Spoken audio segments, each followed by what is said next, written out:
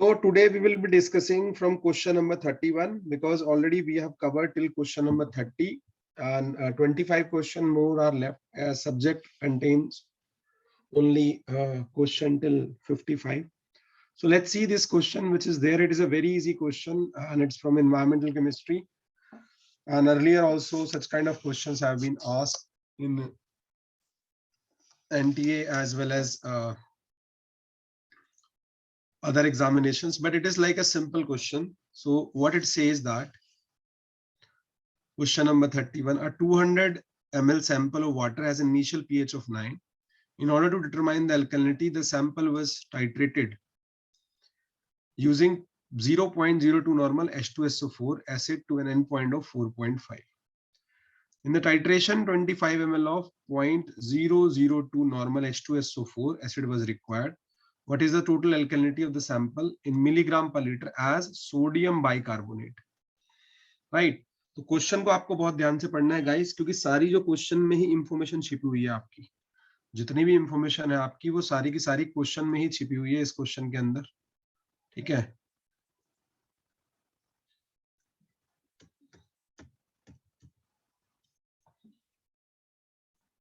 Okay, तो ये जरूर ध्यान रखना है.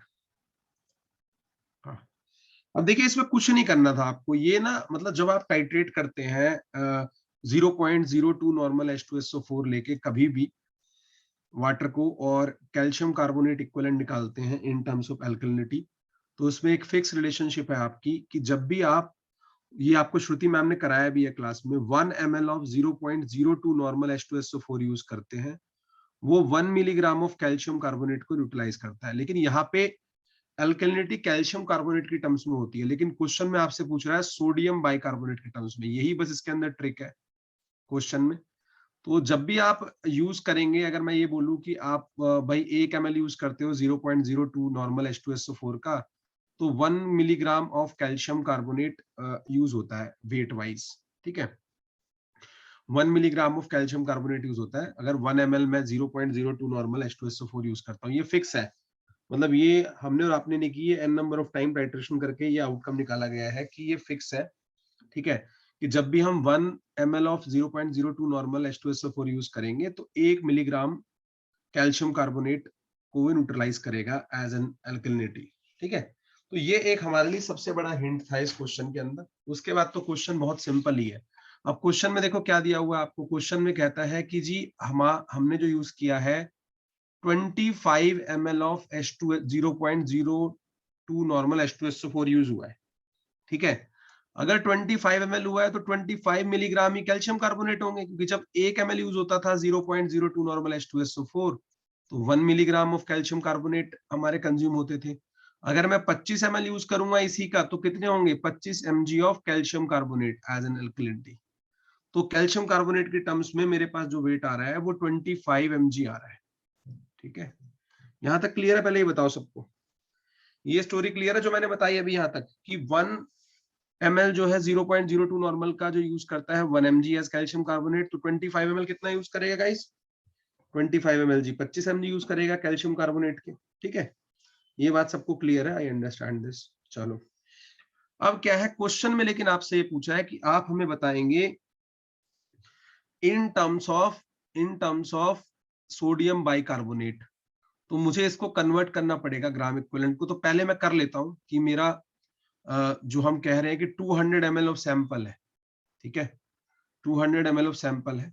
ठीक है, तो 200 ml ऑफ सैंपल है, उसको आप ऐसे लिख सकते हो कि 200 सैंपल जो ml था, वाटर सैंपल था, उसके लिए मेरे पास 25 mg यूज हो रहे थे. तो 1 ml के लिए कितने होंगे, 25/200, और लीटर के लिए कितने होंगे, डिवाइड बाय 1000. तो ये आ जाएगा आपका, तो ये ऑलमोस्ट आएगा 125 mg पर लीटर एज कैल्शियम कार्बोनेट. लेकिन ये चीज जो मैंने निकाली यहाँ पे ये चीज जो मैंने कैलकुलेट करी वो in terms of calcium carbonate है, in terms of calcium carbonate है. क्या इतना क्लियर है सबको? यहाँ तक क्लियर है? स्टेप बाय स्टेप चल रहे हैं, स्टेप बाय स्टेप चल रहे हैं. क्या इतना क्लियर है सबको यहाँ तक कि जो मैंने निकाला है ये मेरा आ गया इन टर्म्स ऑफ कैल्शियम कार्बोनेट. लेकिन क्वेश्चन में तो क्या पूछ रहा है, in terms of sodium bicarbonate. ठीक है, in terms of sodium bicarbonate पूछ रहा है, तो अब उसको भी देखते हैं हम. फर्दर स्टेप में हम क्या करेंगे गाइस, हम इक्विवेलेंट वेट कैलकुलेट करेंगे, ठीक है। तो इक्विवेलेंट वेट जब आप कैलकुलेट करते हो तो वो क्या होता है, इक्विवेलेंट वेट जैसे आपको मान लो ग्राम इक्विवेलेंट निकालने हैं, ठीक है, given weight upon equivalent weight होता है वो, ठीक है। गिवन जो ग्राम इक्विवेलेंट होते हैं किसी के भी, gram equivalent that is given weight upon equivalent weight. और इक्विवेलेंट वेट क्या होता है गाइस, इक्विवेलेंट वेट होता है molecular weight upon Z factor या वैलेंसी फैक्टर, जो भी आप कहते हैं वो आपकी चॉइस है, जेड फैक्टर बोलिए वैलेंसी फैक्टर बोलिए। तो यहाँ पे लिखा भी हुआ है कि इक्विवेलेंट वेट का फार्मूला क्या होता है, molecular weight upon Z factor. जैसे अगर मैं कैल्शियम कार्बोनेट की बात करूं उसके लिए 2 है, सोडियम बाइकार्बोनेट की बात करूं तो उसके लिए आपका कितना हो जाएगा, 1 हो जाएगा ऑलमोस्ट, ठीक है। तो इक्विवेलेंट वेट से उसको डिवाइड करेंगे। अब मैंने ये देख लिया कि यहाँ पे 125 mg आ रहे थे किसके रिस्पेक्ट में, with respect to calcium carbonate. और कैल्शियम कार्बोनेट का इक्विवेलेंट वेट कितना होता है, equivalent weight of calcium carbonate molecular weight कितना होता है 100 डिवाइडेड बाय इसका वैलेंसी फैक्टर कितना है 2, क्योंकि इसमें क्या बनेगा कैल्शियम 2 प्लस, ठीक है, या फिर CO3 2 माइनस, तो नीचे रखेंगे 2 तो इसका आता है 50, ठीक है जी। इसका कितना आता है 50। तो जब मैं 50 ग्राम 50 ग्राम इक्विवेलेंट ले रहा था किसके, कैल्शियम कार्बोनेट के, तो 125 mg पर लीटर आ रहा था वो। तो एक के लिए कितने आएंगे 125 बाय 50। और सोडियम बाइकार्बोनेट का कितना है इक्विवेलेंट वेट, जो NaHCO3 है इसका कितना निकालेंगे 84 बाय 1, तो इसका 84 है। तो 84 के रिस्पेक्ट में आपको निकाल लेंगे तो ये आंसर आ जाएगा आपका जी 210। समझ में आ रहा है सबको, कुछ नहीं करना आपने, बस इसका इक्विवेलेंट वेट निकाल के उससे मल्टीप्लाई कर देना है, क्योंकि इक्विवेलेंट वेट जो NaHCO3 का है, क्योंकि क्वेश्चन में आपसे NaHCO3 के रिस्पेक्ट में पूछ रहा है, क्वेश्चन में आपको NaHCO3 के रिस्पेक्ट में पूछ रहा है, जिसका इक्विवेलेंट वेट कितना होता है मॉलिक्यूलर वेट अपॉन 1, क्योंकि इसमें वैलेंसी फैक्टर 1 है, ठीक है। तो इसका जो, जस्ट अ मिनट, इसका जो मॉलिक्यूलर वेट है वो 84 होगा, आप कैलकुलेट करके देख लीजिएगा, 23 प्लस 1 और आपका 60, ठीक है, 24 प्लस 60 84 आ जाएगा डिवाइड बाय 1, तो इसका इक्विवेलेंट वेट 84 आ गया।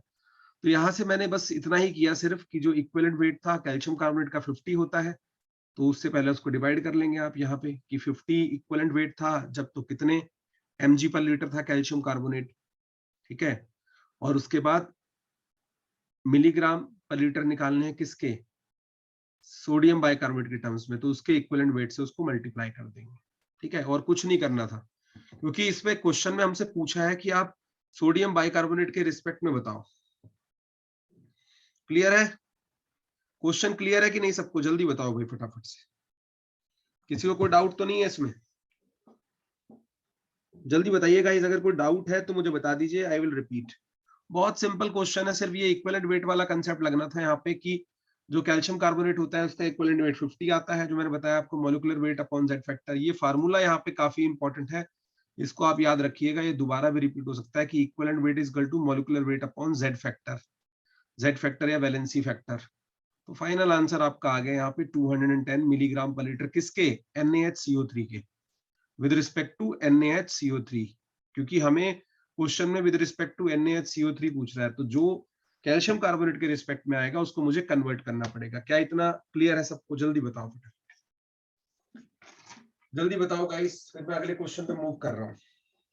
क्लियर है, जल्दी बोलो भाई, यहाँ तक क्लियर है कि नहीं है।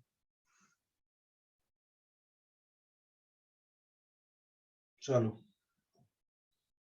अब हम आगे चल रहे हैं, अब अगले क्वेश्चन पे चलते हैं, क्वेश्चन नंबर 32 पे। ये बड़ा इजी क्वेश्चन है और ये तो श्रुति मैम ने आपको क्लास में करवाया हुआ है क्वेश्चन, और ऐसा क्वेश्चन एक सैंपल पेपर में भी था पेपर से पहले, but it's okay, fine enough, कोई दिक्कत नहीं है।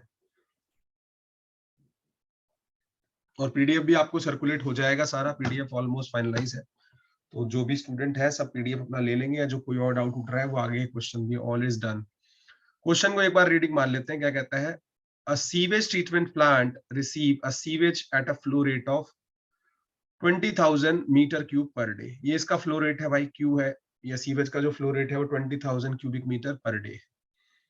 कहता है द सीवेज हैज 200 मिलीग्राम पर लीटर ऑफ सस्पेंडेड सॉलिड, इस सीवेज के अंदर 200 मिलीग्राम पर लीटर सस्पेंडेड सॉलिड है, और assume 60% of suspended solid are removed, ठीक है, assume 60% of suspended solid are removed, ठीक है, assume 60% of suspended solid are removed in the primary clarifier, की प्राइमरी क्लियरिफायर में 60% सस्पेंडेड सॉलिड रिमूव हो जाते हैं और 40% रह जाते हैं। The underflow sludge remove from the clarifier contain 5% solid by weight, और जो स्लज है वो भी 5% सॉलिड बाय वेट कंटेन करती है। आप पूछ रहे हैं आपसे, the daily volume of the sludge generated will be in metre cube पर डे, ठीक है, और डेंसिटी दी हुई है स्लज की कितनी, 1000 kg पर मीटर क्यूब, ठीक है, 1000 kg पर मीटर क्यूब, ठीक है ना, डेंसिटी इस स्लज की दी हुई है। तो क्वेश्चन में कोई इसमें ज्यादा आपको हाई फाई दिमाग नहीं लगाना था, बहुत सिंपल ये क्वेश्चन था। स्टेप बाय स्टेप चलेंगे। पहले हमने देख लिया कि गिवन है हमें सीवेज का जो फ्लो रेट है जी 20,000 क्यूबिक मीटर पर डे है। सस्पेंडेड सॉलिड जो है उनका वेट दिया हुआ है 200 मिलीग्राम पर लीटर, और आपको ये भी गिवन है कि 60% जो है सस्पेंडेड सॉलिड है वो रिमूव हो जाते हैं प्राइमरी क्लियरिफायर में, और 5% सॉलिड बाय वेट है वो स्लज इतना कंटेन करती है, ठीक है, और स्लज की density 1000 kg per metre cube है। तो आपको यहाँ ध्यान रखना है कि डेंसिटी क्या होती है, मास बाय वॉल्यूम, तो वॉल्यूम क्या होगा, मास बाय डेंसिटी, वॉल्यूम क्या होगा, मास बाय डेंसिटी, ठीक है, ये ध्यान रखिएगा। स्लज का अगर मुझे वॉल्यूम निकालना है तो मास बाय डेंसिटी। तो लेट अस सपोज कि एक दिन में कितने सस्पेंडेड सॉलिड प्रोड्यूस होंगे, एक दिन में कितने सस्पेंडेड सॉलिड प्रोड्यूस होंगे भाई, जितना फ्लो होगा, जितना फ्लो होगा, ठीक है ना, पर डे, इनटू जो इसका फ्लो है, मास बाय डेंसिटी, इसका मास कितना था, एक दिन में कितना प्रोड्यूस होगा, इसका मास कितना था 200 mg पर लीटर, और इसकी डेंसिटी कितनी थी 1000 kg per metre cube, multiply by per day में कितना फ्लो आ रहा है, तो उससे आपको निकल के आ जाएगा कि नहीं आ जाएगा, कि कितना वॉल्यूम, कितना मास पर मीटर क्यूब प्रोड्यूस हो रहा है। जल्दी बताओ फटाफट से, ये स्टेप समझ में आ रहा है कि नहीं आ रहा है सबको, कि अगर मुझे वन डे में कितने सस्पेंडेड सॉलिड प्रोड्यूस हुए हैं वो निकालने हैं, that how much suspended solid is produce in one day, तो मैं जो सस्पेंडेड सॉलिड का जो वेट दिया हुआ है डिवाइड बाय इट्स डेंसिटी, वो उसका वॉल्यूम आ जाएगा, ठीक है, और उसके वॉल्यूम को टोटल फ्लो से मैं मल्टीप्लाई कर दूंगा जो सीवेज का फ्लो रेट था। इज इट क्लियर, क्योंकि जो उसमें से तो सस्पेंडेड सॉलिड प्रोड्यूस होंगे ना, इतना क्लियर है कि नहीं है। देखो ये वाले स्टेप में मैंने क्या किया, मैंने कुछ नहीं किया, मैंने इसका, मैं दूसरे कलर से दिखा रहा हूं, मैंने यहाँ पे क्या किया, मैंने ये कर लिया क्या, आपका मास बाय डेंसिटी, किसके लिए, सस्पेंडेड सॉलिड के लिए, तो ये सस्पेंडेड सॉलिड का वॉल्यूम आ गया, और इसको टोटल जितना हमारा मीटर क्यूब पर डे था, अभी करेंगे ना, आगे करेंगे, टेंशन क्यों ले रहे हो, आगे करेंगे, ठीक है, आगे करेंगे अभी, ठीक है, तो वो मैंने कन्वर्ट कर लिया, वो कन्वर्ट करके ही आएगा जब आप करोगे ना लीटर को, 1 litre is equal to 10⁻³ metre cube, वो करने के बाद ही आएगा, ठीक है, करने के बाद ही आएगा, कन्वर्जन मैंने कर रखी है सारी, करने के बाद ही आएगा। तो ये आपका आ गया कि कितने सस्पेंडेड सॉलिड प्रोड्यूस हुए हैं। तो यहां तक हमें इंफॉर्मेशन जो पता चली कि इतने सस्पेंडेड सॉलिड प्रोड्यूस हुए थे। तो 60% इसका क्या है, इसका 60% क्या है, प्राइमरी क्लियरिफायर में रिमूव हो जाएगा। तो इसका 60% कैलकुलेट करेंगे पहले हम लोग, कितना हो जाएगा 60/100 ऑफ 4000, तो ये आ गया आपका 2400 kg पर डे। इतना केजी पर डे जो है वो आपका प्राइमरी क्लियरिफायर में रिमूव हुआ है, ठीक है।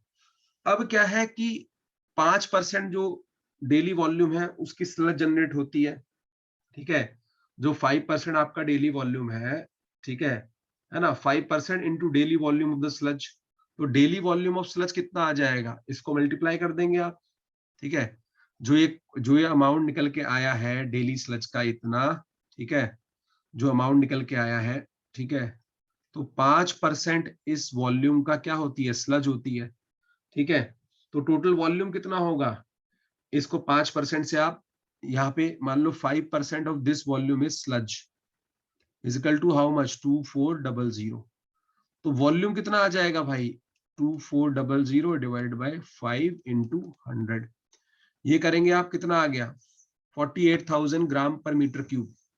समझ में आया बात आपको, जो ये 2400 kg पर डे आपका आ रहा है, ये 5% of daily volume sludge generate होगा इसमें से, ठीक है।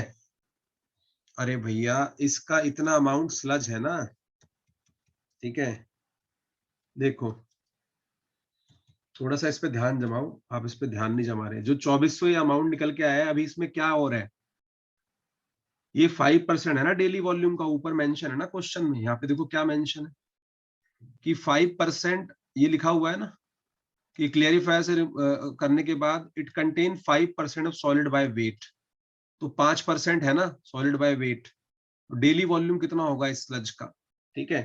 तो जो 5% सॉलिड बाय वेट है, तो डेली वॉल्यूम कितना आ जाएगा, उसकी परसेंटेज निकाल लेंगे हम, ठीक है।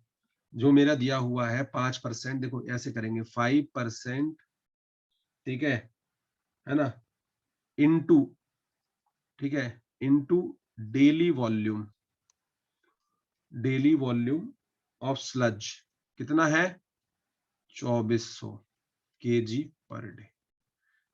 5% into daily volume of sludge किस क्वांटिटी के इक्वल होगा, 2400 केजी पर डे के, क्योंकि ये स्लज को भी तो फैक्टर इन कर रहा है ना, तभी तो मिल रहा है कि इसका 5% स्लज था, तो डेली वॉल्यूम कितना आ जाएगा, ठीक है, डेली वॉल्यूम कितना आ जाएगा 2400 डिवाइड बाय 5%, तो इसको आप करेंगे सॉल्व, आ जाएगा 48,000 ग्राम पर मीटर क्यूब या 48 केजी, तो 48 केजी आपका करेक्ट आंसर आ जाएगा। ये श्रुति मैम ने भी 2-3 बार क्वेश्चन शायद क्लास में कराया है, अगर आप लोगों ने उनकी क्लास अटेंड की हो, ऐसा क्वेश्चन एक सैंपल पेपर में भी था लास्ट टाइम।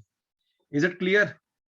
जल्दी बताइए भाई फटाफट से, यहां तक कोई डाउट किसी को क्वेश्चन नंबर 32 में, जल्दी बोलो, क्वेश्चन नंबर 32 तक किसी को कोई डाउट है, देख लो, anyone, all the people of this GATE batch,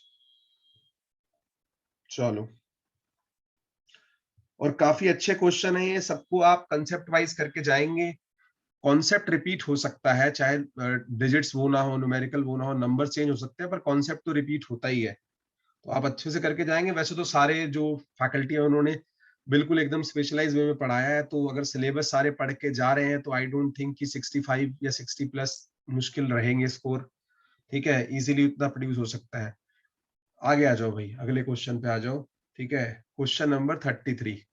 अरे इसमें तो क्या ही मुश्किल है भाई, ये थोड़ा सा मिसप्लेस हो गया ऊपर नीचे, बट एनीवेज कोई बात नहीं, ठीक है। क्वेश्चन नंबर 33 को देखो फटाफट, इसमें कुछ नहीं है, इसमें मैचिंग वाला आया था। देखो अगर मैं आपकी जगह होता, और ये डायरेक्ट क्वेश्चन आपका क्वेश्चन नंबर 33 जो है डायरेक्ट गिलबर्ट के चैप्टर से आया है, वेस्ट वाले से। इस तरह का मिला जुला क्वेश्चन एक बार आपका एनटीए नेट में भी आ चुका है, ठीक है, अगर आप देखेंगे मैचिंग का ही था वो क्वेश्चन भी। तो यहाँ पे आपको एक बात ध्यान रखनी है कि जब इस तरह के क्वेश्चन आप कर रहे हैं, तो मेरे को जो इसमें हिंट है क्वेश्चन में वो क्या है, कि जो मैग्नेटिक सेपरेटर है वो कोई ऐसा सब्सटेंस को अलग करेगा जो पैरामैग्नेटिक, ठीक है, डायमैग्नेटिक होगा या मैग्नेटिक प्रॉपर्टी शो करेगा, तो ऐसे में आयरन को आप नहीं भूल सकते, तो सीधा आपको मिला देना था मैग्नेटिक सेपरेटर को फेरस मेटल रिकवरी। फेरस क्या होता है Fe2+, फेरिक क्या होता है Fe3+, तो फेरस मतलब आयरन जो मेटल रिकवरी है उससे इसको मिला देंगे, तो Q4। अब जब आप Q4 यहाँ पे कह दे रहे हैं, ठीक है, जब आप इसमें Q4 कह दे रहे हैं, तो भैया Q4 में तो एक ही ऑप्शन है इसके अंदर, सॉरी 2 ऑप्शन है ए और सी, चलो अभी भी अटका हुआ है मैटर। अब मैं क्या करूंगा, जो मेरा अगला ऑप्शन है इसमें, ठीक है, जैसे कि मैं ले रहा हूं ये कि हैमर मिल जो है, हैमर क्या होता है, हैवी होता है, थोड़ा पीट पीट के उसका साइज रिडक्शन में काम आता है, तो अगर आप बात करेंगे हैमर मिल की, तो वो क्या करेगा, साइज को रिड्यूस करेगा, तो ये इसके साथ चला जाएगा। अब बचा ट्रॉमेल, तो ट्रॉमेल क्या होता है, स्पेसिफिकली स्क्रीनिंग के लिए हम ट्रॉमेल को यूज करते हैं वेस्ट की ना, तो ये हो गया ट्रॉमेल में। तो एक बचा eddy current separator, aluminium separation, तो ये खत्म हो गया क्वेश्चन, इसमें कुछ था ही नहीं, गिलबर्ट मास्टर से डायरेक्ट क्वेश्चन आया हुआ है, वहां से आप पढ़ भी सकते थे, और वैसे भी वो चैप्टर आपको पढ़ना चाहिए क्योंकि काफी कुछ है उसमें, दोनों जगह वो कवरेज शो करता है, ठीक है।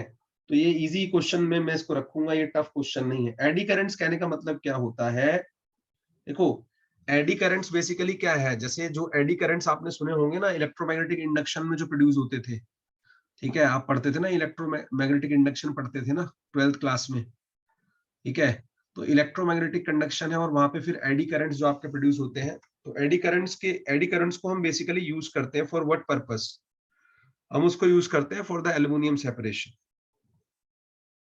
ठीक है। देखो एडी करंट कुछ नहीं है भैया, आपको बताया तो लूप्स ऑफ इलेक्ट्रिकल करंट होते हैं, ठीक है, जो भी कोई लूप्स ऑफ इलेक्ट्रिकल करंट होंगे induce with the thin conductors by changing magnetic field of the conductor. मान लो कि आप जब भी किसी फैराडे लॉ ऑफ इंडक्शन जो है ना आपका, फैराडेज लॉ ऑफ इंडक्शन आपने पढ़ा होगा, phi is equal to L I, ठीक है।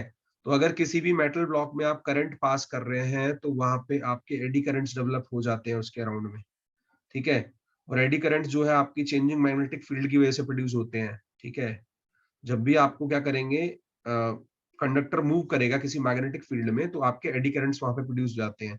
इसका सिर्फ आपको एप्लीकेशन पढ़ना है कि ये कहाँ यूज हुआ, आपसे कोई एडी करंट्स नहीं पूछेगा, फिजिक्स का नहीं है एग्जाम। समझ में आ रहा है, बरखा को समझ में आ रहा है।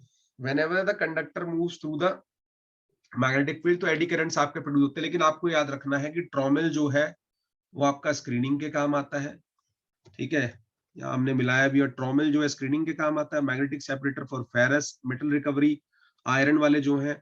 हैमर मिल जो है वो साइज रिडक्शन के काम आती है, पीट के आप उसको साइज को रिड्यूस कर सकते हो। और फाइनली एडी करंट जो है आपके वो एल्यूमिनियम सेपरेशन में, जैसे Al2O3 के जितने भी और हैं एल्यूमिना के, उनको ये काम आता है। तो इजी क्वेश्चन था ये, इसमें कुछ टफनेस वाला मुझे लगा नहीं देख के कि ये क्वेश्चन बहुत ज्यादा टफ है, ठीक है। ये क्वेश्चन कोई बहुत ज्यादा टफ नहीं है, ठीक है।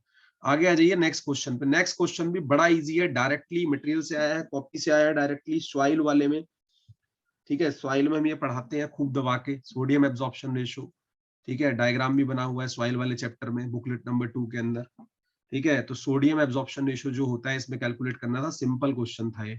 उसमें आपको पता ही है, sodium ion concentration divide by calcium magnesium, ये अंडर रूट बाय 2। अब देखो यहाँ पे देखने वाली बात क्या है ना, कि ये जो आपको क्वेश्चन दिया हुआ है इसमें आपने क्या करना है, आपने जो ये कॉन्सेंट्रेशन पुट करनी है, concentration should be put up divided by there equivalent weight. तो पहले तो आपको क्या करना पड़ेगा कि जो कॉन्सेंट्रेशन है, सोडियम आयन कॉन्सेंट्रेशन है, सोडियम आयन कॉन्सेंट्रेशन यहाँ पे कितनी दी हुई है, 92, ठीक है। सोडियम आयन कॉन्सेंट्रेशन कितनी दी हुई है, 92। तो जो Na प्लस आप पुट करेंगे फार्मूले के अंदर, that will be 92 divided by its equivalent weight. और इक्विवेलेंट वेट क्या होता है भाई, मैंने बताया ही आपको, इक्विवेलेंट वेट क्या होता है, molecular weight divide by Z factor या valency factor.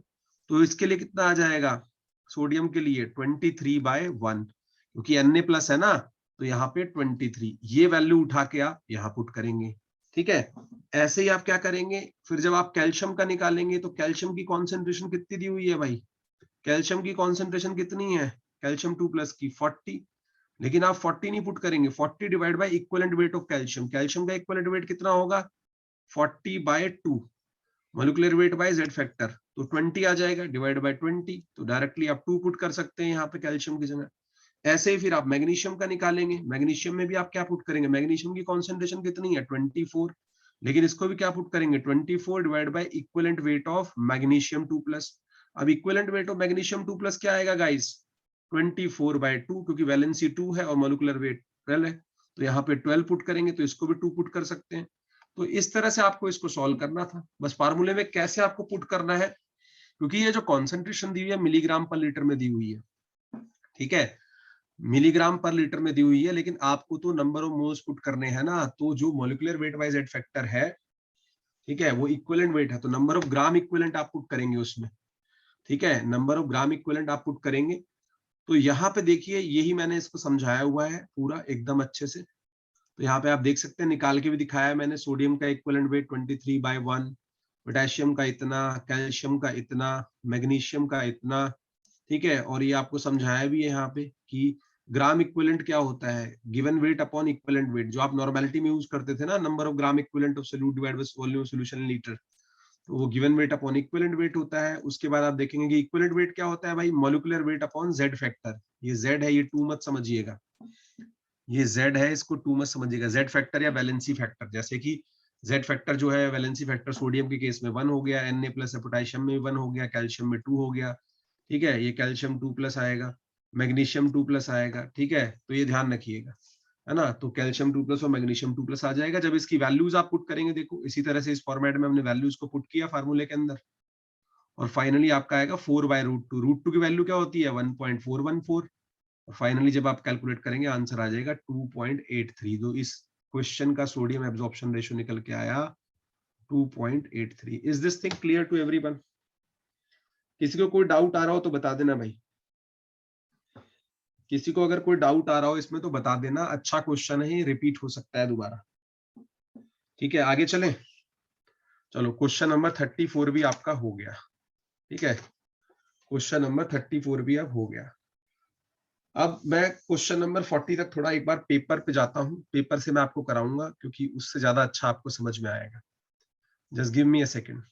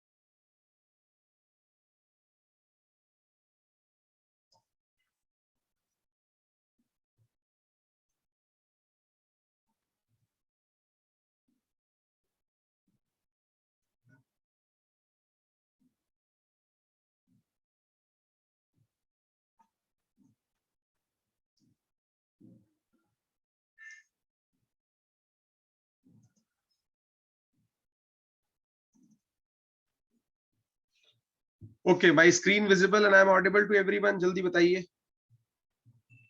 Screen visible, I am audible to everyone. अब देखिए ये वाला जो सेक्शन आ रहा है ना आपका 35 टू 40, इसमें आपको ये अंडरस्टैंडिंग देखनी है कि ये जो 5 क्वेश्चन है आपके 35 टू 40, जो 5 क्वेश्चन है, एक तो इसमें क्या कहानी है कि 2 मार्क के क्वेश्चन है और नो नेगेटिव मार्किंग है, तो आप इजीली सारों को अटेम्प्ट करिए। आपको सेक्शन वाइज चलना है गाइस। यहाँ पे क्या है, 2 मार्क का क्वेश्चन है, कोई नेगेटिव मार्किंग नहीं है, तो आसानी से अटेम्प्ट कर सकते हैं। तो जो सेक्शन ऐसे हैं विद नो नेगेटिव मार्किंग, उनको आप इजीली अटेम्प्ट करिए, क्योंकि पेपर को अटेम्प्ट करने का भी तरीका है। देखो कितना सिंपल ये क्वेश्चन पूछा हुआ है। ये question n number of times NTA net JRF में आ चुका है, n नंबर ऑफ टाइम्स ये आ चुका है। ठीक है, कहता है which of the following is true for nitrifying bacteria belonging to the genus Nitrobacter. अब जब आपने नाइट्रोबैक्टर का नाम सुना तो आपको याद आ गया होगा कि जब हम नाइट्रोजन साइकिल में आप कन्वर्जन कर रहे होते थे किससे जी, अमोनिया से, किस में पहले, नाइट्राइट में, और फिर नाइट्राइट से नाइट्रेट में। तो यहाँ पे 2 बैक्टीरिया यूज होते थे। जो स्टेप नंबर 1 होता था उस पे कौन यूज होता था, बताया था ना, नाइट्रोसोमोनाज एंड नाइट्रोकोकस। और ये जो स्टेप नंबर 2 है, यहाँ पे रोल आता था किसका, नाइट्रोबैक्टर का। यहाँ पे रोल आता था किसका, नाइट्रोबैक्टर का। अगर सबको याद आ रहा हो, नाइट्रोजन साइकिल खूब अच्छे से पढ़ाया जाता है आपको इकोलॉजी में, सॉरी इकोलॉजी वाले सेक्शन में। ठीक है, तो नाइट्रोबैक्टर जो आपको बता रहे थे यहाँ पे कि जो नाइट्रोबैक्टर बैक्टीरिया है, इसमें कह रहा है कि कौन सा इसमें से ट्रू है, कौन सा इसमें से ट्रू है विद रिस्पेक्ट टू नाइट्रोबैक्टर। ठीक है, विद रिस्पेक्ट टू नाइट्रोबैक्टर कौन सा इसमें से ट्रू है, आपसे ये पूछा जा रहा है। तो ये तो बहुत ही सिंपल क्वेश्चन हो गया। ये ऑटोट्रॉप्स है भैया, अपना जो फूड है वो खुद बना रहे हैं, दीज आर ऑटोट्रॉप्स। तो पहला ही स्टेटमेंट ठीक है, इसमें 2 मार्क्स। बताओ, इतना सिंपल क्वेश्चन है, इतना सिंपल क्वेश्चन है। ठीक है, ठीक है, ये गलत है इसके बारे में। ये क्या होते हैं, प्रोकैरियोट्स होते हैं। ठीक है, फिर कह रहा है they convert chemical energy to cellular energy using mitochondria, ये तो गलत है भाई। ठीक है, फिर चौथा कह रहा है they convert nitrate to nitrite, ये तो गलत हो गया, उल्टा लिख दिया। क्या करता है ये, नाइट्राइट टू नाइट्रेट कन्वर्ट करता है, ये भी गलत है, ये भी गलत है, ये भी गलत है। तो ये तीनों स्टेटमेंट नीचे वाली जो गलत हो गई, ओनली पहली स्टेटमेंट ठीक है, दे आर ऑटोट्रॉफ्स। क्या ये क्लियर है सबको? Question number 35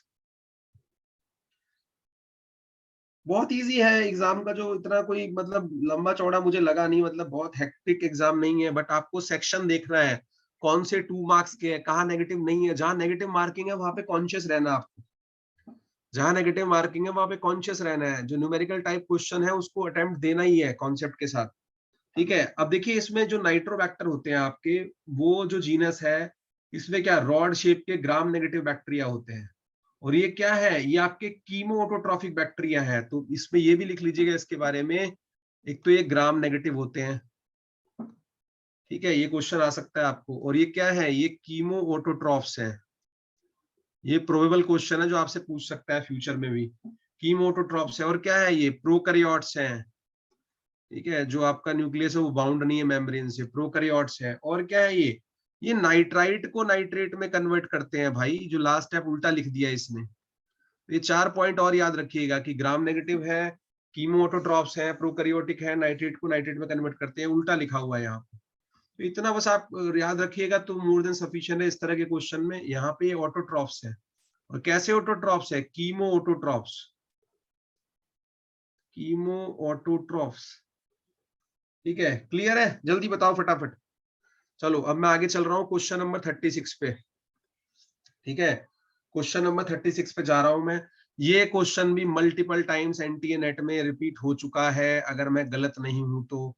which of the following is or are dominant mechanism for the removal of spherical particles with diameter less than 10 micrometre from a gas stream using fabric filter. देखो question ना थोड़ा सा बदल गया, यहाँ पे क्या यूज कर रहे हैं, बैग फिल्टर यूज कर रहे हैं।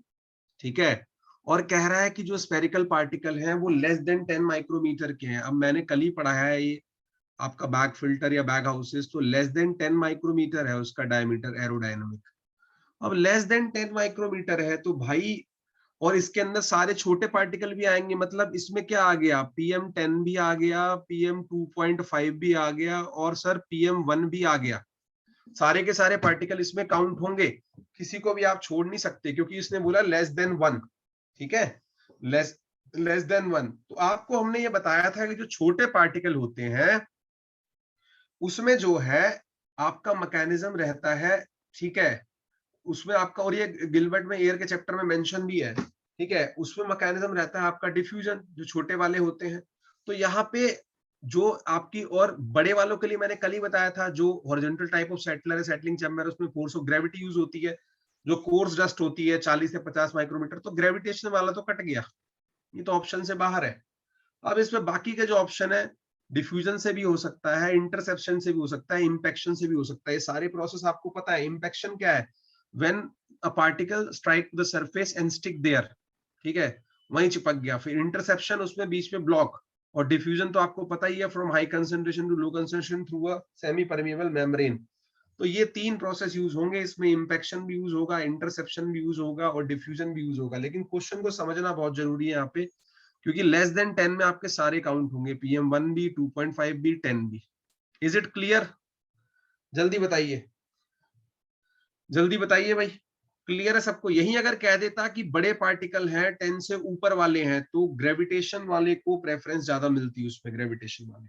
ठीक है, चलो ये क्वेश्चन नंबर 36 हो गया। बताओ ये 2 मार्क का क्वेश्चन किस एंगल से आपको लग रहा है। इन्वायरमेंट साइंस वालों के लिए बहुत इजी क्वेश्चन है, it's not that much tough. तो आप लोगों को काफी एडवांटेज है इस एग्जाम में, और आराम से आप 60 प्लस के फिगर को टच कर सकते हैं अगर थोड़ी ठीक ठीक प्रिपरेशन कर रहे हैं तो। अब देखो अगला क्वेश्चन तो और इजी है भाई, ये तो हम लोग पढ़ा पढ़ा के थक जाते हैं आपके एयर पोल्यूशन वाले चैप्टर में। In air pollution which of the following are classified as primary pollutant. पहली बात तो क्या है, आपको ये पता होना चाहिए कि भाई जो हमारे प्राइमरी एयर पोल्यूटेंट होते हैं, they are harmful for human and plant health as such in the form in which they are emitted before any sort of chemical reaction or any sort of action by sunlight or hydroxyl radical। और ये तो आपको पता ही है कि जो मेरे प्राइमरी एयर पोल्यूटेंट है उसमें आपकी कार्बन मोनोऑक्साइड भी आती है, SO2 भी आती है। ठीक है, उसमें आपकी NO2 भी आती है, और क्या आता है, पर्टिकुलेट मैटर भी आता है उसमें प्राइमरी में, ये भी क्वेश्चन आता है। ब्लैक कार्बन भी आपका प्राइमरी है, ये मैं एक्स्ट्रा बता रहा हूँ आपको। PM2.5 भी आपका प्राइमरी है, PM10 भी आपका प्राइमरी है, PM1 भी आपका प्राइमरी है। ये आ सकते हैं क्वेश्चन, ये प्रोबेबल क्वेश्चन है फ्यूचर के। तो ये सारे के सारे तो प्राइमरी है, लेकिन जिसमें जो ओजोन है गाइस, ओजोन जो है सेकेंडरी पोल्यूटेंट है। ये कौन सी ओजोन है, ये ट्रोपोस्फेरिक ओजोन है। ठीक है, जिसको आप बैड ओजोन भी कहते हो। तो ये कट गया, बस ओजोन वाली चीज कट जाएगी इसके अंदर से, क्योंकि ये सेकेंडरी है, बाकी सारे प्राइमरी है। बताओ किस एंगल से ये 2 मार्क का क्वेश्चन है। ये तो किसी भी एंगल से 2 मार्क का क्वेश्चन नहीं है, इसको तो एनवायरमेंट वाला बच्चा इजीली अपने पॉकेट में डाल लेगा। तो यहाँ पे क्या हुआ, A, B और D is the correct answer. तो A, B और D आपका यहाँ पे करेक्ट आंसर हो जाएगा क्वेश्चन नंबर 37 में। Is it clear to everyone, जल्दी बताओ भाई, क्वेश्चन नंबर 37 क्लियर है कि नहीं है। आप फटाफट रिस्पॉन्स करते रहिए, सारे क्वेश्चन मैं डिस्कस करूंगा। आज 2 फरवरी है, अभी आपके 5 दिन बाकी है, एक क्लास और चाहिए मुझे, मेरा काम ऑलमोस्ट खत्म हो चुका है। 1 more class and we are done.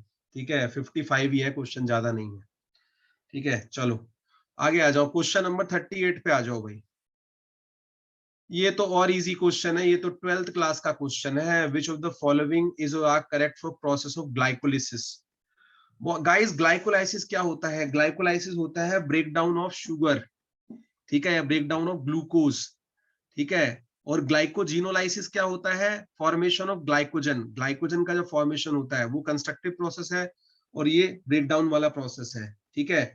तो अब इसमें एक बात ध्यान रखनी है आपको कि कोई भी प्रोसेस अगर स्पॉन्टेनियस है तो उसमें डेल्टा जी का डिक्रीज होना जरूरी है, क्योंकि आपने इस बार भी एनटी नेट जीआरएफ में क्वेश्चन आया है delta G negative, delta G zero, delta G positive. तो उसी की तर्ज पे एक क्वेश्चन है कि डेल्टा जी जो है वो डिक्रीज होना चाहिए अगर प्रोसेस हमारा जो हमारा स्पॉन्टेनियस है। और ये बात इसमें ध्यान देने वाली आपको है कि जो पहला क्वेश्चन, जो पहली स्टेटमेंट है, इसमें स्टेटमेंट पढ़ेंगे आपको खुद ही समझ में आ जाएगा। There is a net decrease in standard Gibbs free energy, बिल्कुल ठीक बात है।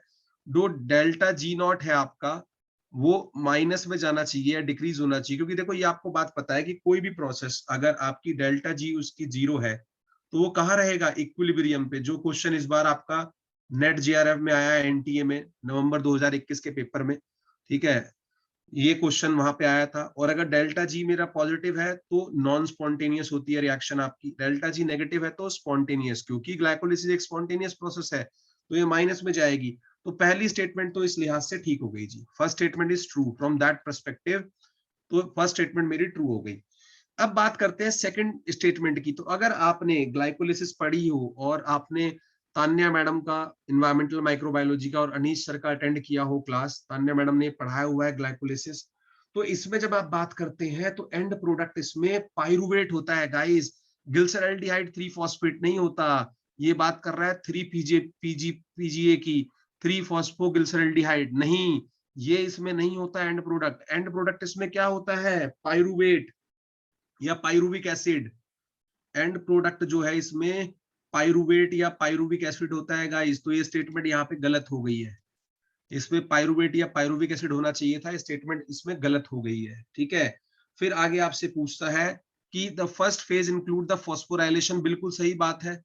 पहले फेज में फॉस्फोराइलेशन होता है ग्लूकोज मॉलिक्यूल का, ठीक है, ग्लूकोज से 3 फॉस्फोग्लिसरॉल्डिहाइड बनता है, ठीक है, वो सारे स्टेप आपने देखे हैं वहां पे। और आपको लास्ट में कह रहा है कि it's results in net gain of NADH, बिल्कुल ठीक बात है, तभी तो आपकी एटीपी की प्रोडक्शन होगी जब एनएडीएच आपका रिड्यूसिंग पावर की फॉर्म में बनेगा। तो जो स्टेटमेंट ए, सी और डी है वो करेक्ट है, और स्टेटमेंट बी इसमें गलत है। यहाँ पे पाइरुवेट या पाइरुविक एसिड होना चाहिए था, तो उस वजह से गड़बड़ हो गया आपका मैटर जो है। तो अगर मेरे को इस पर्सपेक्टिव से देखना है तो मेरे पास ये तीनों चॉइसेस जो है करेक्ट चॉइसेस हैं।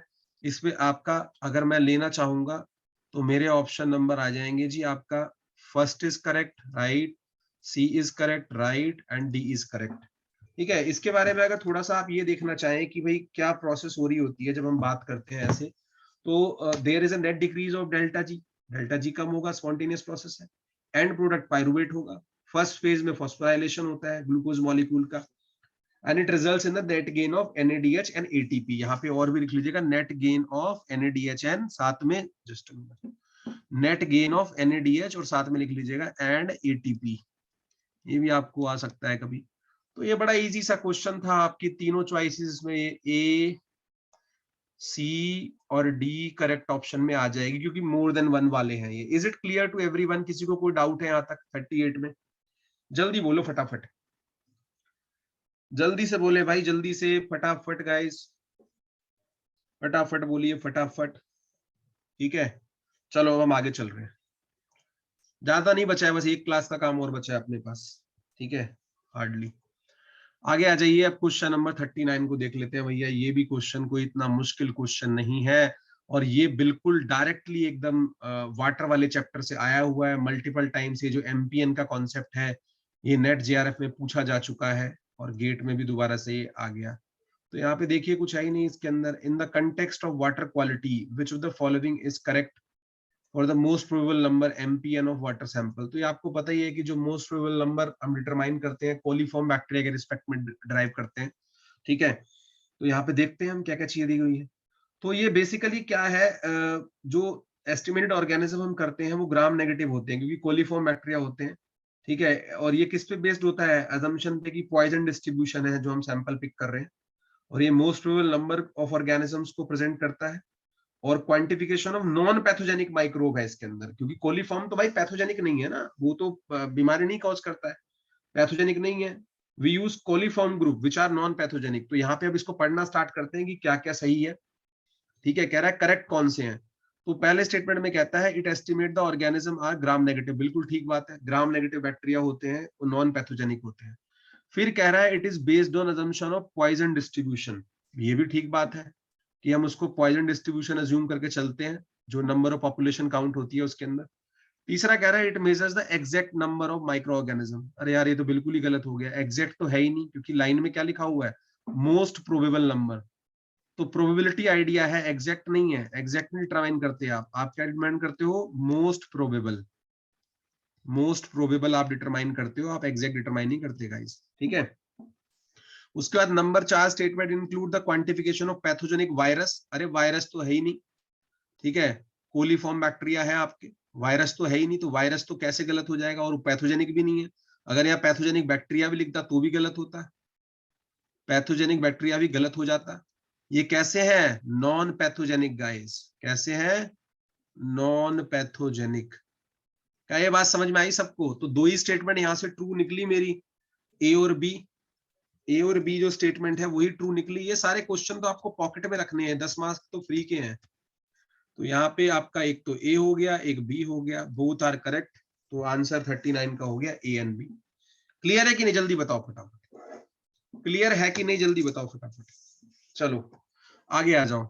बड़ा इजी सा पेपर आता है, पता नहीं आप लोग क्या तो उसमें इतना एक्स्ट्रा दिमाग लगा देते हैं। अब देखो यहाँ पे ये क्वेश्चन भी एनर्जी में आपको बार बार पढ़ाया जाता है, क्योंककि नेट जेआरएफ के सिलेबस में सोलर सेल है, और सोलर सेल है तो जब आप सोलर वाटर हीटर उसमें पढ़ते हैं, या आप इंसिडेंट सोलर रेडिएशन की बात करते हैं उसके अंदर, तो ये चीज वहां पे निकल के आती है। तो इसमें आप देख सकते हैं क्या दिखाया गया है।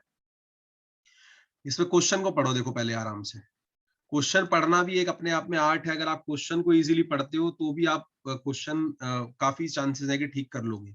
क्या कहता है, for any particular location which of the following would influence the solar radiation incident on a rooftop solar water heater. अब देखो हमने वहां पे ये आपको पढ़ाया, खूब पढ़ाया है कि जब भी आपकी कोई भी सनलाइट से, सॉरी, कोई भी सन से आपका जो है रेडिएशन आ रहा है, मान लो कि सोलर हीटर है चाहे कुछ भी है, और यहाँ से आप रेडिएशंस भाई कलेक्ट कर रहे हो ऐसे करके, ठीक है, कलेक्ट कर रहे हो, कलेक्ट कर रहे हो, कलेक्ट कर रहे हो, इसके ऊपर आ रही है, चाहे तो वो आपका सोलर पैनल है, सोलर हीटर है, जो भी है, ठीक है। ये नटशेल ऑफ द स्टोरी, ये क्वेश्चन सोलर एनर्जी का है, एनर्जी वाले पार्ट से आया है, और ये खूब पढ़ाया जाता है आपको। तो आ रही है लाइट, इसके ऊपर आ रही है, हमने अज्यूम कर लिया कि ठीक है जी लाइट आ रही है। अब कितना इजी क्वेश्चन पूछा है इसने कि विच ऑफ द फॉलोइंग इन्फ्लुएंस, कौन कौन उसको इन्फ्लुएंस करेगा जो लाइट आ रही है, कौन कौन उसको इन्फ्लुएंस करेगा जो लाइट आ रही है। कहता है हीटर सरफेस टेम्परेचर। भाई हीटर के सरफेस टेम्परेचर से मुझे क्या लेना देना है, लाइट तो मेरी सन से आ रही है, तो ये तो कोई एंगल ही नहीं बनता कि हीटर का सरफेस टेम्परेचर थोड़े उसको इन्फ्लुएंस करेगा। उससे मुझे क्या मतलब है, जो रेडिएशन आ रही है वो हीटर के सरफेस टेम्परेचर पे थोड़ी डिपेंड करेगी, या उससे थोड़े इन्फ्लुएंस होगी। हीटर का सरफेस टेम्परेचर तो अपना टेम्परेचर है। कहता है कौन सा डे ऑफ द ईयर है, बिल्कुल इस पे तो मैटर करेगा। अगर कोई ऐसा डे है जहां पे सोलर रेडिएशन बहुत ज्यादा है, समर का है, तो वो जल्दी ज्यादा रेडिएशन होगी उसमें, क्योंकि हर एक डे की अपनी एक सोलर इंसोलेशन होती है। या आपका सोलर रेडिएशन कितना है उस दिन, 600 वाट पर मीटर स्क्वायर है, 700 है, 800 है, 900 है, उस बात पे वो डिपेंड करेगा। तो डे ऑफ द ईयर तो मैटर करेगा ही करेगा, नो डाउट। फिर कहता है आपको कि जी हॉट वाटर टेम्परेचर। अरे हॉट वाटर के टेम्परेचर से मुझे क्या मतलब है, हॉट वाटर का टेम्परेचर तो इस हीटर के अंदर है, वो रास्ते में थोड़े है। तो ये भी कोई इंपैक्ट नहीं डालेगा उसके ऊपर, क्योंकि ये तो हॉट वाटर का टेम्परेचर तो इसके अंदर है ना। और सनलाइट आ रही है आपकी जी यहाँ से, सनलाइट जो आपकी यहाँ से आ रही है, तो इसका क्या कनेक्शन हुआ। तो ये तो पढ़ के ठीक करने वाला क्वेश्चन था। लास्ट में आपसे पूछता है क्या, कि स्काई क्लीननेस, बिल्कुल सही बात है। अगर आपकी स्काई जो है वो क्लियर ज्यादा होगा तो ज्यादा रेडिएशन आएंगे। आप विंटर में आप देखते हो ना कि हमारा साफ नहीं है आसमान, तो सनलाइट आ ही नहीं रही है, जैसे ही खुलता है बहुत हाई रेडिएशन की सनलाइट आती है। तो क्लाउडी होगा तो लेस होगा, तो more cloud less radiation, less cloud cover more radiation. तो ये तो सिंपल सा क्वेश्चन था और इसमें आपका बी और डी करेक्ट आंसर हो जाएगा, कुछ है ही नहीं इसके अंदर। मेरे को तो नहीं समझ में आया कि लोगों ने क्यों गलत किया। तो यहाँ पे करेक्ट आंसर हो जाएगा आपका बी, क्योंकि डे ऑफ द ईयर पे डिपेंड करती है, और डी क्योंकि स्काई क्लियरेंस पे डिपेंड करती है। यहां तक क्लियर है कि नहीं है? जल्दी बताओ फटाफट, जल्दी से क्लियरली। किसी को अभी तक के क्वेश्चंस में कोई डाउट 30 से 40 तक? क्लियर? चलिए 30 से 40 तक सबको क्लियर है भाई, ठीक है। चलो अब हम आगे आ जाते हैं, अगले क्वेश्चन पे आ जाते हैं, एक दो क्वेश्चन और कर लेते हैं जब टाइम अपने पास है ही। ये भी देखो, ये जो क्वेश्चन है ना, ये भी 2 मार्क का है, नो नेगेटिव मार्किंग है। तो भैया नेगेटिव मार्किंग तो है ही नहीं, आधे जगह तो नेगेटिव मार्किंग ही नहीं है, तो पता नहीं आप अटेम्प्ट क्यों नहीं कर रहे हो। अब देखो ये क्वेश्चन जो है आप 11 12th में पढ़ते थे, और ये आपने खूब पढ़ा होगा फंक्शंस के बारे में। क्वेश्चन नंबर जो 41 है, बहुत सिंपल सा ये क्वेश्चन है। आपको कहता है f x plus 3 f of g x is equal to x minus 2, और जी एक्स की वैल्यू आपको गाइज यहाँ पे दी हुई है, ठीक है। अब देखो इस क्वेश्चन को करने का बहुत इजी तरीका है। फिर कहता है कि value of the ratio of F5 by F8। तो मैं व्हाइट बोर्ड में चलता हूँ और इस क्वेश्चन को पूरा डिटेल में आपको सॉल्व करवाता हूं मैं, क्योंकि ये इजी क्वेश्चन है, और ऐसा क्वेश्चन अगर दोबारा आ जाता है तो आपकी बल्ले बल्ले है, 2 मार्क्स में कोई इसमें इशू नहीं है। देखो ध्यान से सभी के सभी, आपको एक फंक्शन दिया हुआ है guys, that f x plus 3 of f of g x is equal to x minus 2। अब आपको कह रहा है लेकिन कि जी एक्स मेरा इतना है, जी एक्स मेरा कितना है 3x plus 1 bye x minus 3। तो सबसे पहला काम तो आप क्या करेंगे, ये जो जी एक्स है, जी एक्स को उठा के इसमें लिख लेंगे, क्योंकि जी एक्स इसके अंदर इनकॉर्पोरेटेड है फंक्शन में। तो पहले मैं इस जी एक्स को फिट कर लेता हूं, तो मैं क्या लिखूंगा, f x plus 3 f of, इसको डाल लो यहाँ पे, क्या वैल्यू है 3x plus 1 divide by x minus 3 is equal to x minus 2। अब मेरा क्वेश्चन ये सेट हो गया है। अब पहली बार आपको कहता है कि जी आप F5 और F8 का रेशियो बताओ। तो एक बार मैं क्या करूंगा, मैं x की जगह जितनी भी जगह यहाँ पे x है मैं 5 पुट करूंगा। तो मैंने क्या निकाला पहले, F5।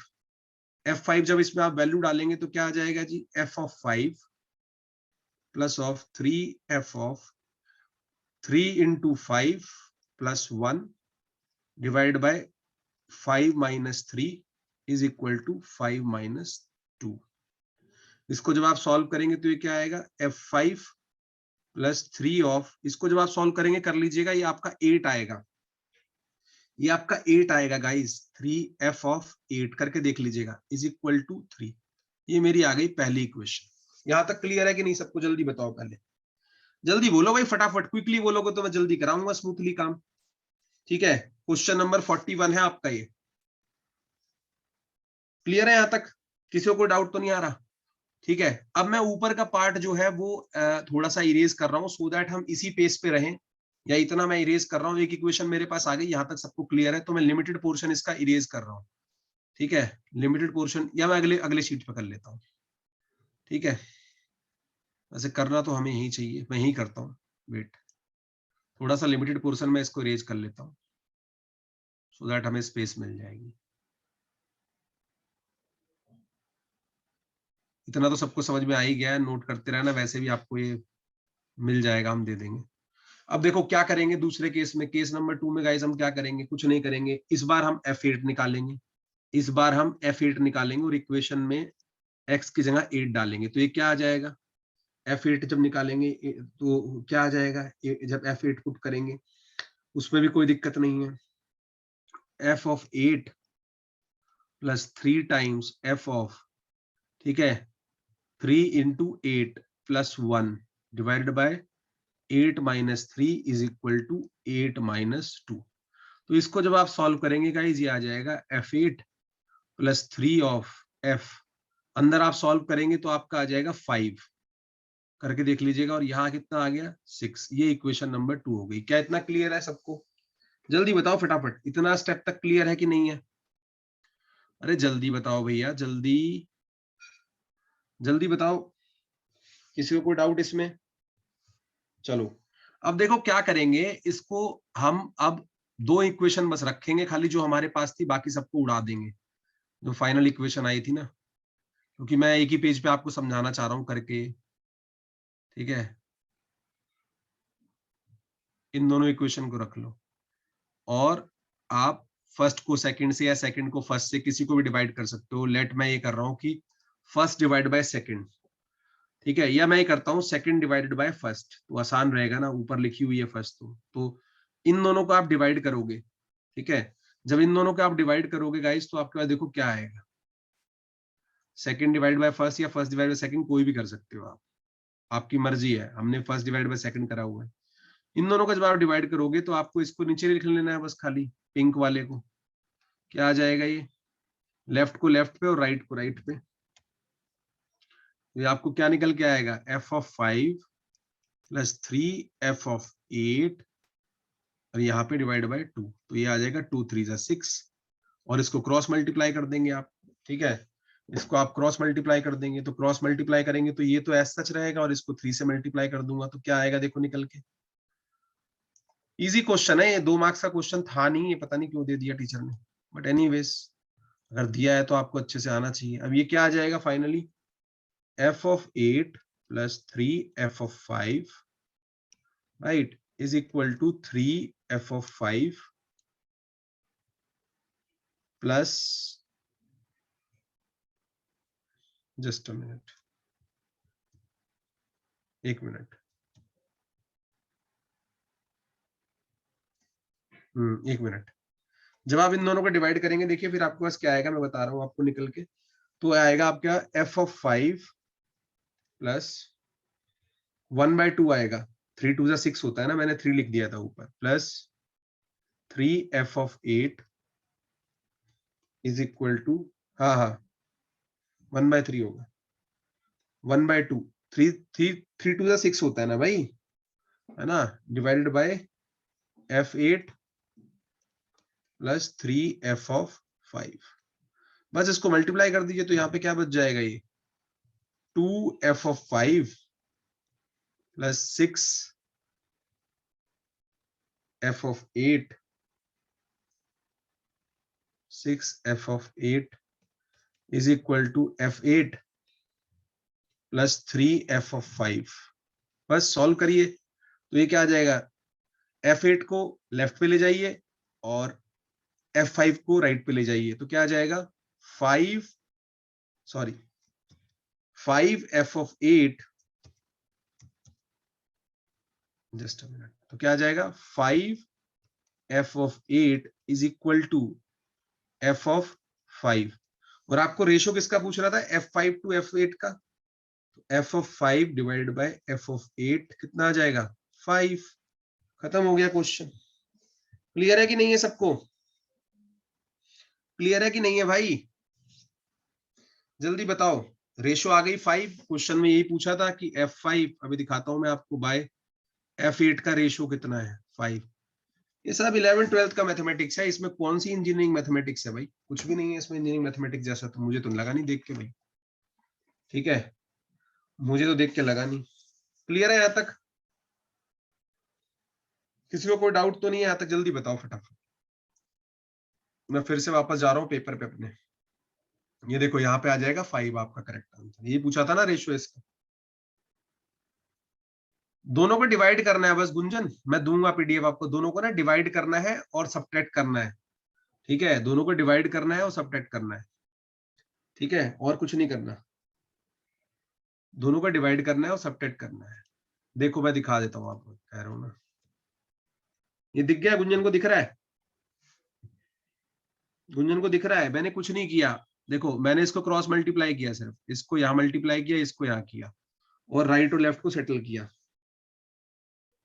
क्लियर है गुंजन को, क्लियर है, चलो।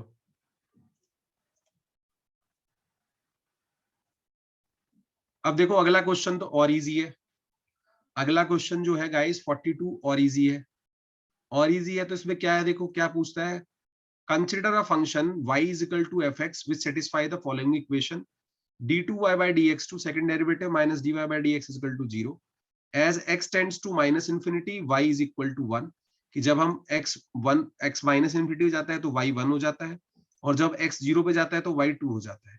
आपसे कह रहा है the value of dy by dx at x is equal to 0।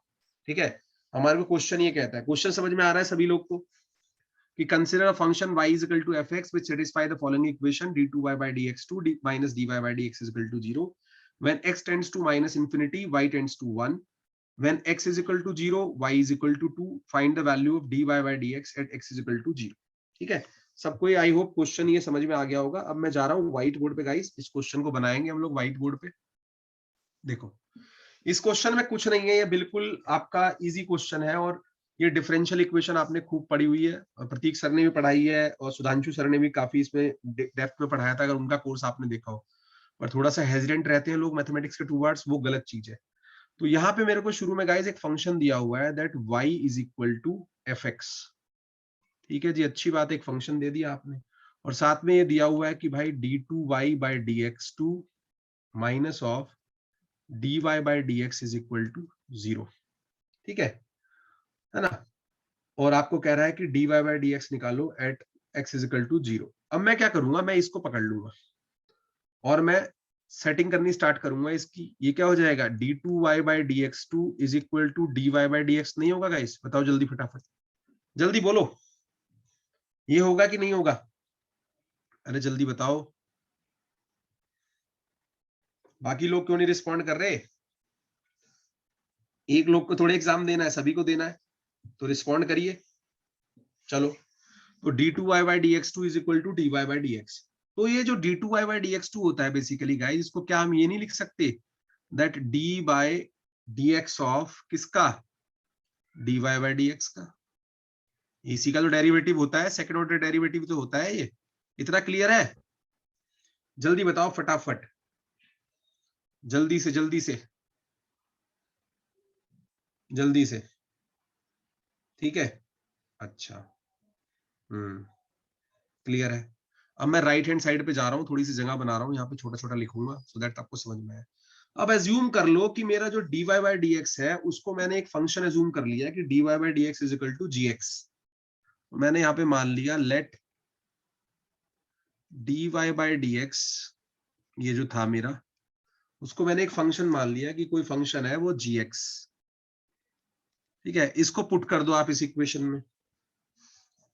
इसको किस में पुट करोगे, इसमें। किस में पुट करोगे, इस वाली में डाल दोगे। तो इस वाली में जब इसको आप डालोगे गाइस, तो ये क्या बन जाएगा, ये क्या बन जाएगा जब डालोगे इसमें? देखो मैं डाल के दिखा रहा हूँ, दूसरे कलर से लिखूंगा, क्या बन जाएगा ये। जब dy बाय dx को gx, तो क्या बोलूंगा, d बाय dx ऑफ किसका, ये तो gx बन चुका है ना, of gx is equal to क्या हो जाएगा, dy बाय dx ही क्या था, gx। ठीक है, ये समझ में आया? जल्दी बताओ, जल्दी बताओ भाई, जल्दी बताओ।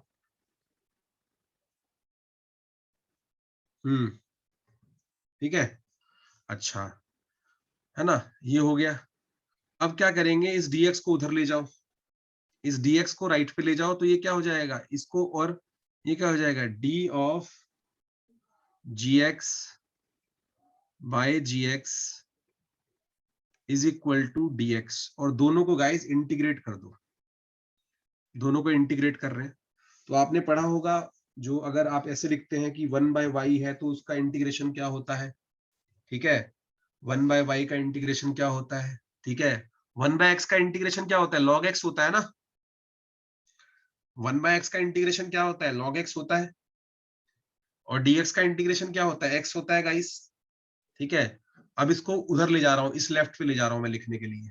तो इसको जब आप करेंगे इंटीग्रेट करके, तो मेरे पास क्या आएगा, log ऑफ gx, है ना, और राइट पे क्या आएगा, dx का इंटीग्रेशन क्या आएगा, x, और साथ में एक कांस्टेंट आएगा जिसको मैंने बोल दिया c, let us suppose c1।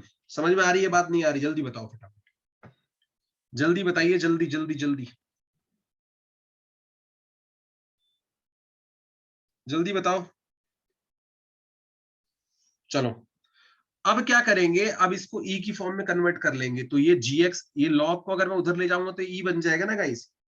तो ये क्या हो जाएगा, gx is equal to is equal to C1 into e to the power x। इसको मैं ऐसे लिख सकता हूं कि नहीं लिख सकता हूं? ई की फॉर्म में, ई की फॉर्म में लिख सकता हूं कि नहीं लिख सकता हूं?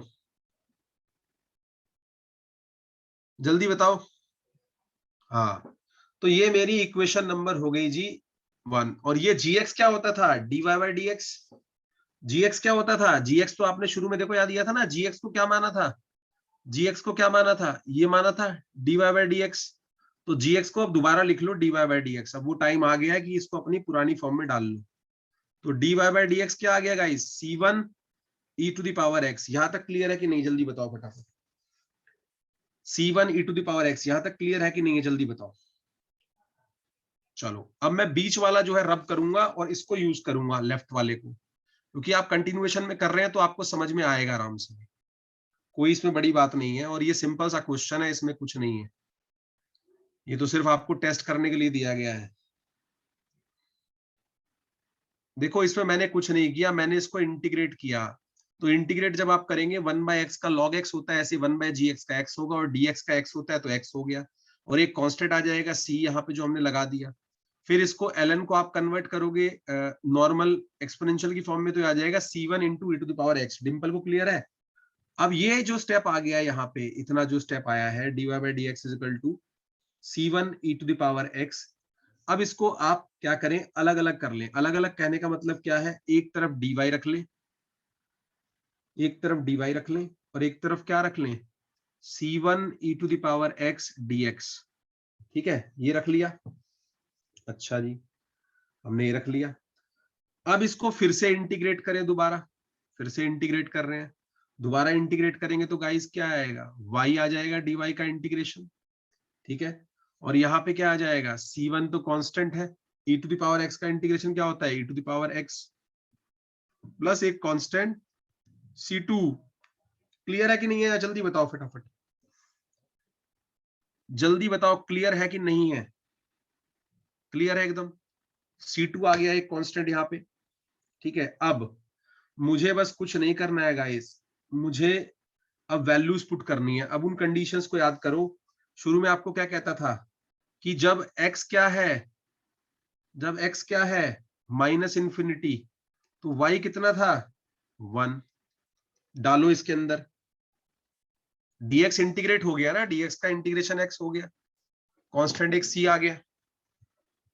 ठीक है, ठीक है। अब देखो, अब डालो इसके अंदर वैल्यू, तो x अगर माइनस इंफिनिटी है तो क्या आ जाएगा? y 1 है, y 1 है। x अगर माइनस इंफिनिटी है तो क्या आ जाएगा? y की जगह 1 लिख दो। इस इक्वेशन में जब ये वैल्यूज पुट करोगे, आप प्लग इन करोगे, तो क्या आएगा गाइस? इस इक्वेशन में जब आप वैल्यू प्लग इन करोगे, मेरा कहने का मतलब है ये वैल्यू इस इक्वेशन में डालोगे तो क्या आएगा? 1, क्योंकि y तो 1 है। C1 e to the power minus infinity plus C2, तो ये वाली टर्म तो क्या हो जाएगी? 0। e to the power minus infinity 0 होता है आपका। ठीक है, ये तो 0 हो जाएगी। तो C2 क्या आ गया यहां से? C2 1 आ गया ना गाइस? यहां तक क्लियर है कि नहीं है? C2 निकल के क्या आ गया? 1। बताओ तो C2 1 आया कि नहीं आया? C2 1 आया कि नहीं आया? आ गया। अब मैं राइट वाले को रब कर रहा हूं, वहां पे थोड़ी सी जगह बना रहा हूं, लिख रहा हूं, क्योंकि थोड़ा सा ये रिदम में चलना है क्वेश्चन ना। ठीक है, ये रिदम में चलना है क्वेश्चन, इसलिए। ठीक है, अब देखो। ठीक है, अब क्या है? अब आप फिर से उसी इक्वेशन में वैल्यू डालो। किसमें? इस वाली इक्वेशन में। जस्ट अ मिनट, इस वाली इक्वेशन में वैल्यू डालो दोबारा से, लेकिन अब वैल्यूज बदल जाएंगी। अब वैल्यू कौन सी लगेगी? Condition number 2। जब x 0 होता था तब y क्या होता था? 2 होता था कि नहीं होता था? जल्दी बताओ, होता था कि नहीं होता था? क्वेश्चन में दिया हुआ है ना कि जब x 0 है तो y 2 है। ठीक है, अब डालो इसको इस इक्वेशन में, तो क्या आ जाएगा? यहां पे डालेंगे इसको, तो क्या आ जाएगा? 2 is equal to C1 e to the power 0 plus C2। ये है कि नहीं है? तो किसी की पावर 0 क्या होती है? 1। तो ये तो 1 हो जाएगा, तो ये क्या आ गया? 2 is equal to C1 plus C2। आया कि नहीं आया? जल्दी बताओ। और C2 तो कितना था? 1 था। तो 2 is equal to C1 plus 1, तो C1 भी कितना आ गया? 1 आ गया। तो C1 की वैल्यू 1 आ गई कि नहीं आ गई? जल्दी बताओ। अरे जल्दी से बोलो भाई। हम्म। अब अब ध्यान दीजिए, अब ध्यान दीजिए गाइस। ठीक है, अब ध्यान दीजिए, C1 की वैल्यू 1 आई है। अब आपने कुछ नहीं करना है, अब आपने C1 की वैल्यू सिर्फ इस इक्वेशन में डाल के देखनी है कि भाई क्या आता है। तो जैसे ही आप इसमें C1 की वैल्यू डालेंगे 1, ठीक है, और वहां पे क्या था, एट एक्स इजिकल टू 0 पूछ रहा था ना आपसे निकालने के लिए, क्वेश्चन में एट एक्स इजिकल टू 0 पूछ रहा था। ठीक है ना, एट एक्स इजिकल टू 0 पूछ रहा था। तो जब आप इसमें वैल्यू डालने जाएंगे तो क्या बन जाएगा, ये क्या बनेगा, dy by dx is equal to C1 की वैल्यू कितनी है 1, और x की वैल्यू क्या कह रहा था, 0 डालो 0। तो ये क्या हो गया, 1 आ गया कि नहीं आ गया, 1 आ गया कि नहीं आ गया। तो बस आपका आंसर आ गया कि dy by dx at x is equal to 0 is 1। तो फाइनल आंसर मेरा क्या आ गया गाइस, फाइनल आंसर मेरा ये आ गया, dy by dx at x is equal to 0 is 1। Clear है सबको, ये कोई डाउट तो नहीं है किसी को इसमें, कोई डाउट तो नहीं है, जल्दी बताइए। किसी को कोई डाउट हो तो पूछ लेना भाई, मैं पीडीएफ भी प्रोवाइड करूंगा आपको। ठीक है, अब इंचार्जशिप मेरे हाथ में है इसकी, तो ये मुझे आपको एकदम फिट फिट करना है। क्लियर है यहां तक, बताओ। ये 2 नंबर का क्वेश्चन था, इसमें क्या है बॉस, ये इजी है, इसमें कोई टफ नहीं है। आपको अगर इंटीग्रेशन के बेसिक रूल आते हैं, ये कोई टफ नहीं है। अभी आपने क्वेश्चन देखे नहीं है जो क्वालिटी वाइज क्वेश्चन होते हैं, ये सब +1 +2 का मैटर है, ये इंजीनियरिंग मैथमेटिक्स का मैटर है ही नहीं। ठीक है, ये +1 +2 का मैटर है, मैं आपको बता दूं, ये इंजीनियरिंग मैथमेटिक्स का मैटर है ही नहीं। इतने क्वेश्चन आपको +1 +2 में, आरडी शर्मा में, आर एस अग्रवाल में, आरडी ऑब्जेक्टिव में मिलते हैं, +1 +2 में, नीट और जेई में। चलिए एनीवेज, और अगर आपको थोड़ा मैथमेटिक्स उतना बहुत ज्यादा हाई फाई नहीं है तो कोई दिक्कत नहीं है, आप दूसरे एरियाज को टारगेट करिए कि मुझे किसी भी तरह से 60+ के स्कोर में एंटर करना है। ठीक है, तो विद दिस मैं यहीं पे स्टॉप करूंगा आज 42 पे ही, और अब हमारे सिर्फ 13 क्वेश्चन बचे हैं, जो होपफुली मैं कल की क्लास में सारे डिस्कस कर दूंगा। 13 के 13 क्वेश्चन जो है होपफुली आपके कल की क्लास में सारे डिस्कस हो जाएंगे।